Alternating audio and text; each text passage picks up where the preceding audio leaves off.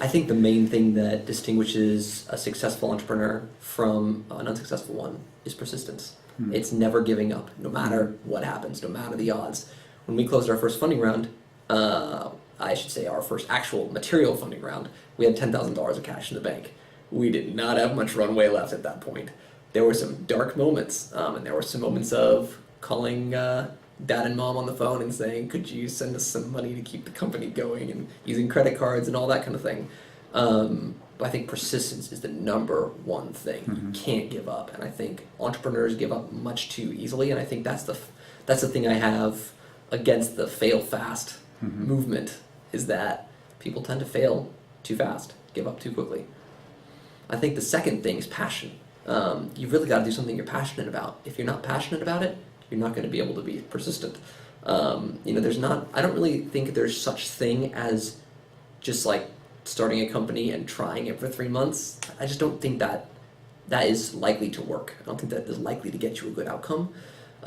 If you're really passionate about something, then you should go after that thing. And I think it's also helpful to have a co-founder as part of that.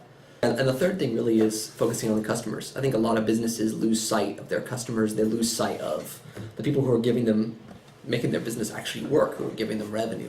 And it's really easy to lose sight of your customers, especially once you hit a certain scale. And I think it's really important to put in processes and methods to maintain your focus on the customer over time. Well, I think faith does a number of things. I think one is it sets a bar. It sets a bar for your behavior.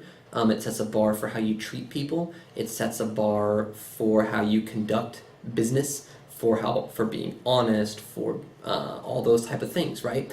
I think faith also puts you in a position, if you have faith, when you're the CEO, it puts you in a position more as a servant than as a lord. And I think that is a unique thing. I think it's a tough thing to actually live out, but I think it's very important.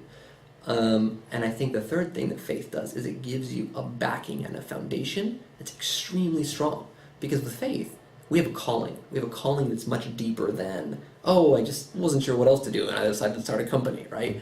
It's much, much deeper. And for me, my passion, a lot of the passion that I have around what I do day to day really comes from a sense of calling, that I'm called for a higher purpose, that I've been called by God to do what I'm doing every day.